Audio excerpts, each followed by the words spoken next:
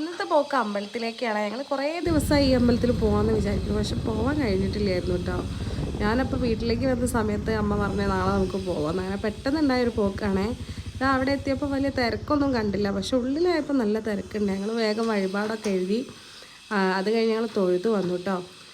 ഈ പ്രസാദം മോൾക്ക് ഭയങ്കര ഇഷ്ടമായി. ഇത് കൽക്കണ്ടം ത്രിമധുരം കഴിച്ചപ്പം കിട്ടിയ പ്രസാദമാണ്, അവൾക്ക് നല്ല ഇഷ്ടമായി. പിന്നെ ഇതാ കവറിലൊക്കെ തപ്പുന്ന ഇനിയും പ്രസാദം എന്തെങ്കിലും എടുത്ത് വെച്ചിട്ടുണ്ടോന്നാ. അതിൻ്റെ ഇടയ്ക്ക് അവിടെ കണ്ട ചേച്ചിയുടെ അടുത്തുനിന്ന് പായസം വാങ്ങി കുടിച്ചിട്ടാണ് കേട്ടോ ഈ നിൽക്കുന്നത്.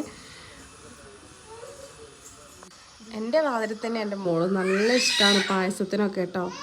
ഇതാ ആ കാണുന്നത് നന്ദിയാണ്. അതാരാ? മന്തിയല്ല, നന്ദി.